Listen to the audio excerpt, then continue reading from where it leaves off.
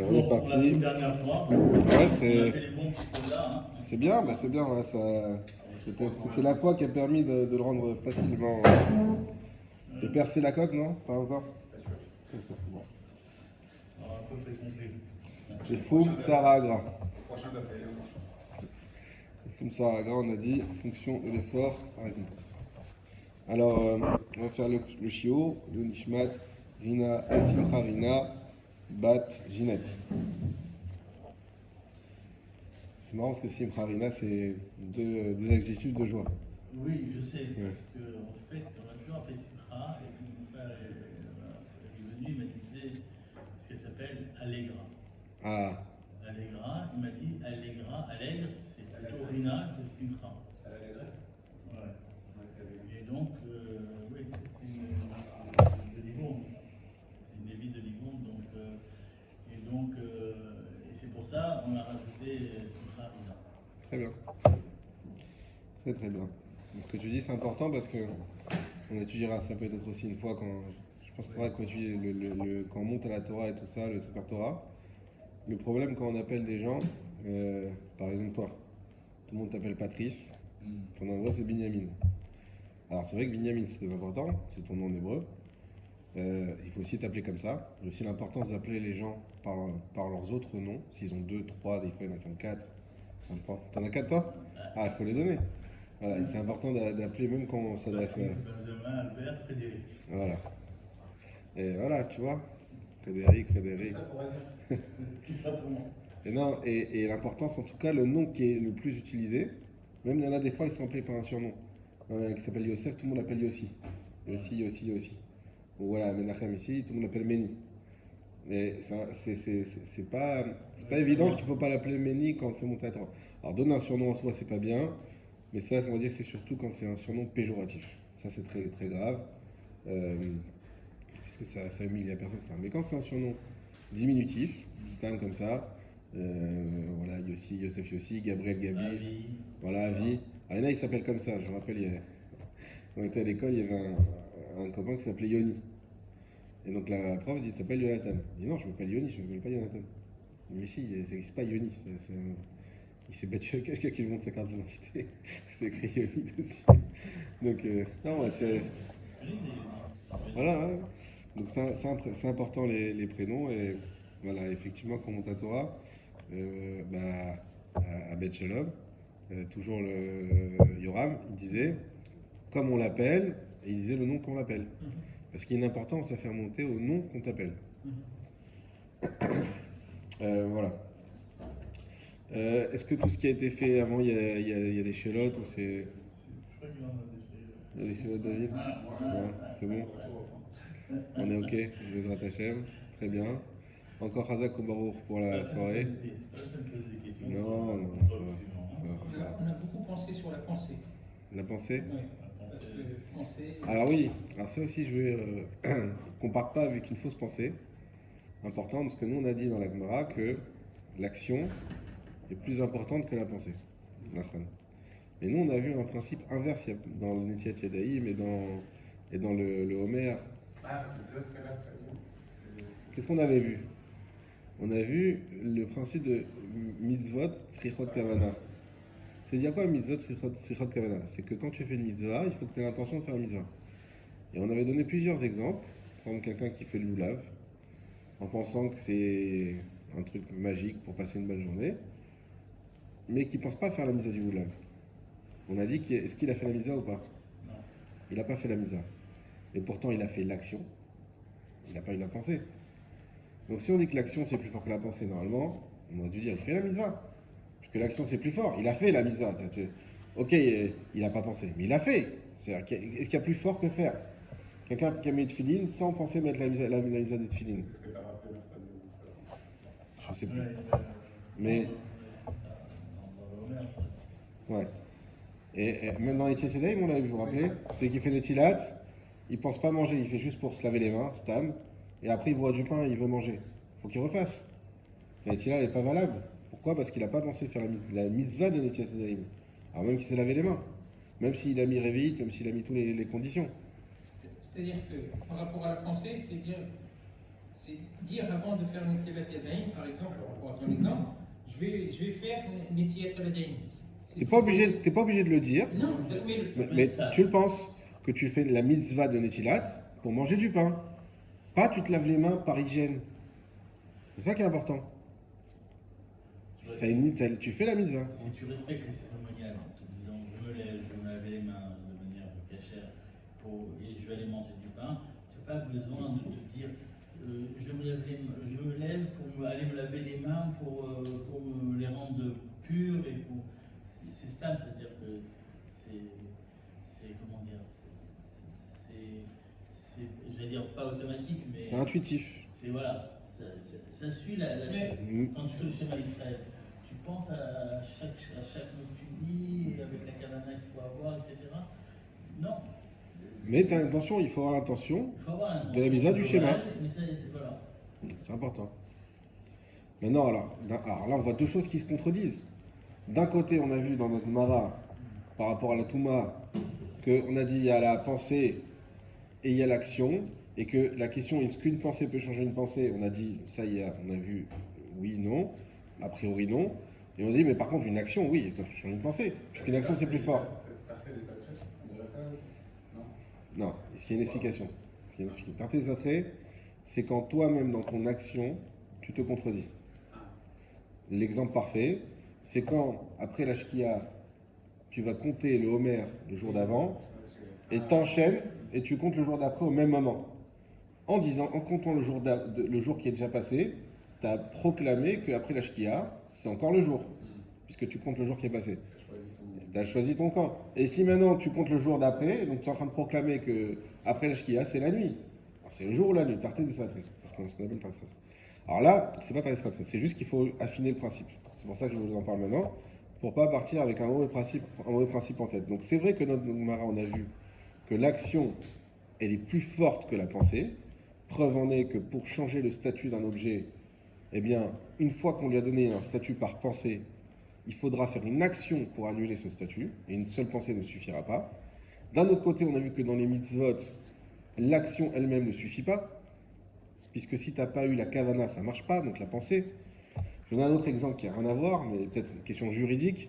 Imaginez-vous que j'hypnotise quelqu'un et que je le fasse aller faire un meurtre. Il tue quelqu'un, donc il a fait une action, il a tué. Mais il n'était pas là, absent. Il s'est fait hypnotiser par un grand magicien qui s'est, comme l'autre, je ne sais pas comment il s'appelle, qui hypnotise, qui est connu comme ça. Il a hypnotisé, le gars, on voit ces fois les gens hypnotisés, on se dit c'est la folie, ils sont plus là. Il fait faire des choses, c'est une marionnette. Alors dire quoi, est-ce qu'il est coupable ou pas? Parce qu'il l'a tué, mais il n'a eu aucune intention de faire du mal. Lui, c'est un sadique gamour. Il est tombé sur une mauvaise personne qui l'a hypnotisé.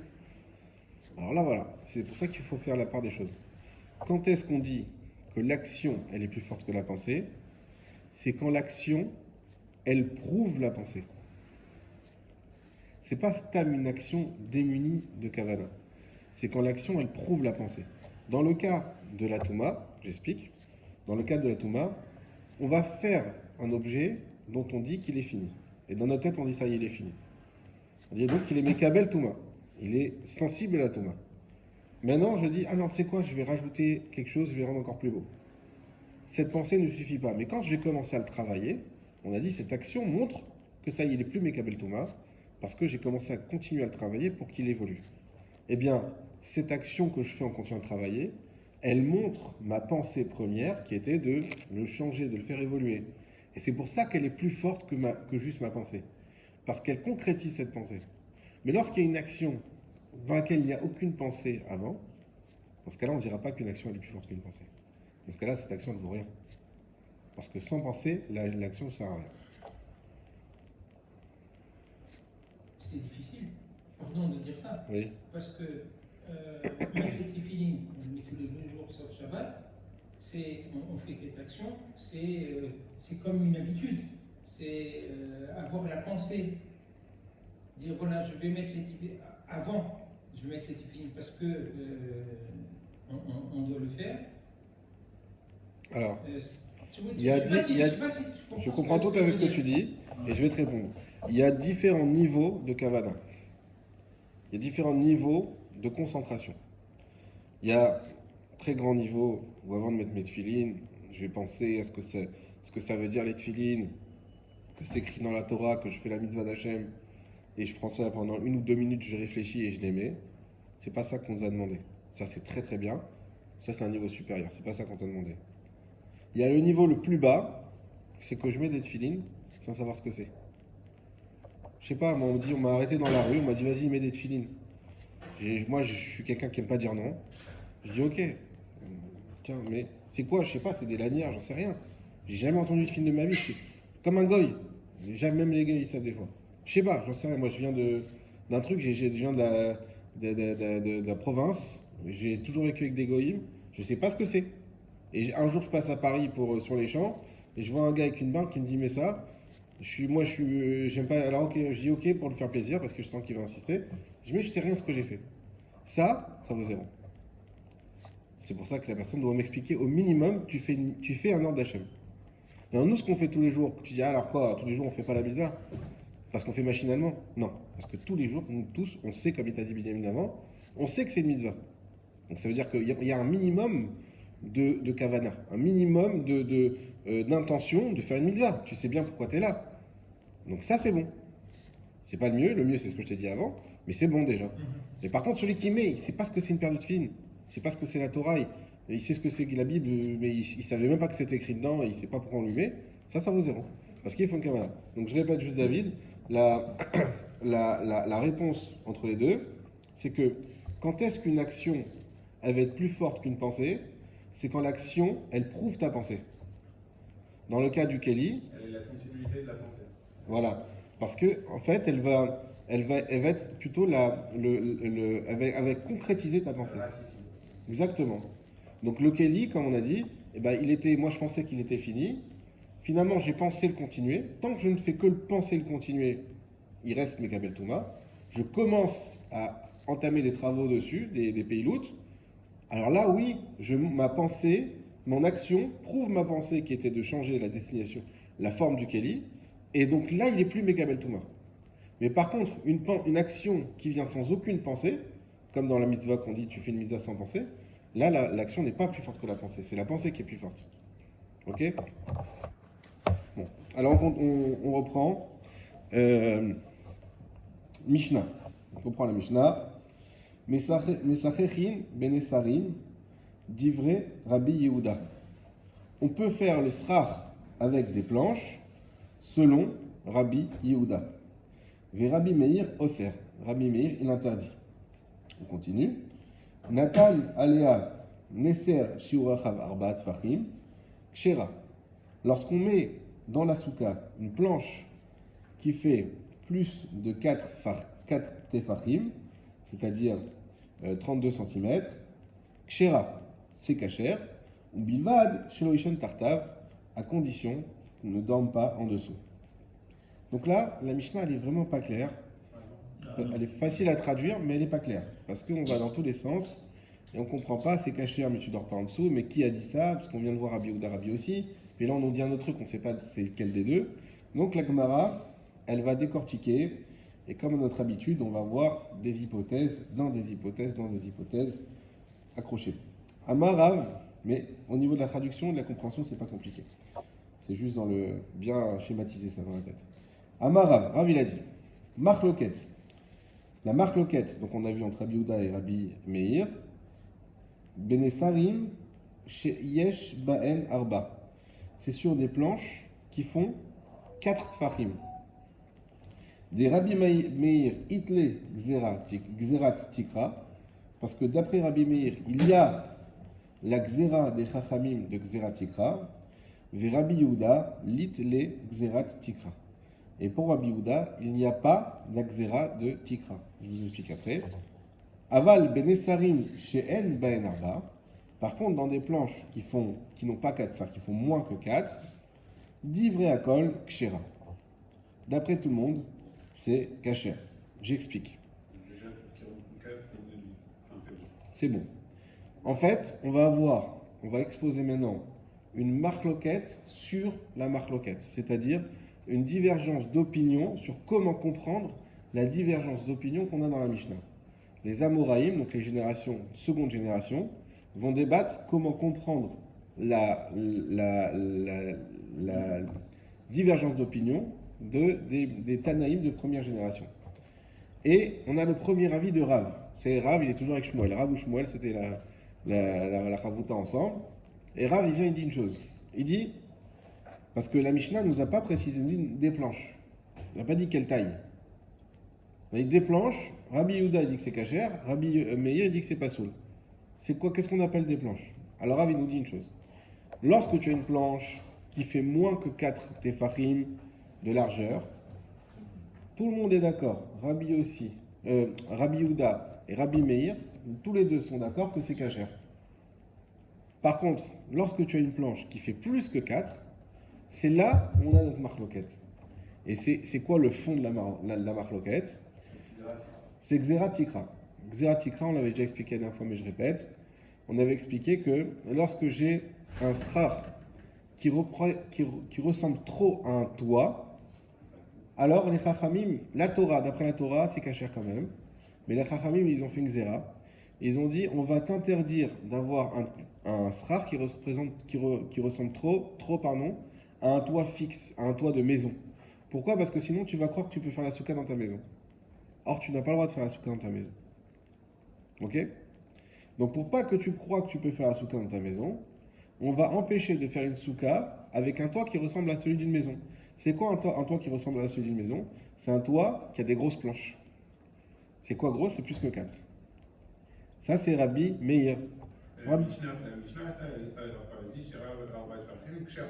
Donc la Mishnah dit c'est kasher. De quoi? Même si c'est plus de 4 tefachim. Ça, c'est après, on va voir. Là, on est sur la première partie de la Mishnah. On dit Mesachim Menesaim Divrei Rabbi Yehuda, Rabbi Meir, Oser. Point. On s'arrête là. Voilà, donc Rabbi Meir, lui, il n'autorise pas. Voilà. Des planches. Exactement. Vraiment, par de planches, quand on dit planche, c'est plus que 4 tefachim. Exactement. C'est comme ça que définit Rav. Là, en fait, de quoi parle la Mishnah? De planches de plus de 4 farim. Ah, et si c'est moins, tout le monde est d'accord que c'est kasher. Si c'est plus, la marloquette entre Rabbi Yehuda et Rabbi Meir, est-ce que les Chachamim, ils ont fait une Xera? Rabbi Yehuda, il dit, il n'y a pas de Xera. Tu m'inventes une Xera. Jamais on a eu Xera Tikra, c'est pas ça. On a vu d'autres cas de Xera Tikra, que les fagots, il ne faut pas les laisser attachés, il faut les ouvrir. On a vu ça. Mais de mettre des planches, pas du tout. C'est avec ça qu'on fait une soukha. Avec quoi tu veux qu'on fasse une soukha? On fait avec des planches, peu importe la taille. Rabbi Meir, il dit non, il y a une Xera Tikra. Assourd de faire avec des planches de plus de 4, c'est la marloquette. Ok? Ça, c'est la marloquette d'après Rav. Ok? Maintenant, Shmuel. Ou Shmuel Amar. Et Shmuel dit Beshe'en Bahen Arba'a Marloquette. Tout l'inverse. Quand est-ce qu'il y a une marloquette? C'est quand il n'y a pas 4. Quand c'est en dessous de 4. Donc ça veut dire que lui, au-dessus de 4, il ne débat pas dessus. Alors, exactement. Il ne débat pas dessus. Pourquoi? Parce que pour lui, au-dessus de 4, ils sont tous les deux d'accord pour dire que c'est au cerf. Exactement. C'est pas vraiment numérique, c'est clairement. Exactement. Il n'y a pas de débat là-dessus. Lui, donc, c'est vraiment l'inverse. C'est-à-dire qu'il dit non, mais en fait, ils sont tous d'accord sur un point où c'est assourd. La question, c'est est-ce qu'on peut permettre quand c'est en dessous de 4? Aval, yesh baen arba. Par contre, lorsqu'il y a 4, divrei akol, psoula. Tout le monde est d'accord que c'est pas soul. Ah ouais, c'est là. Donc d'après Shmuel, il dit en réalité, c'est quoi le sujet? Rappelez-vous toujours ça pour pas vous embrouiller, c'est ma façon à moi de faire, c'est de me dire c'est quoi le sujet de la Mishnah. D'après Rav, le sujet de la Mishnah, c'est quand on est plus de 4. Et du coup, on a la marloquette à plus de 4. Rabbi Yehuda, il dit c'est kasher, Rabbi Meir, il dit c'est pas soul. Pourquoi? Xera Tikra. Il y en a un qui dit qu'il y a oui Xera Tikra, l'autre qui dit non, il n'y a pas de Xera Tikra. D'accord? D'après Shmuel, c'est quoi le sujet de la Mishnah?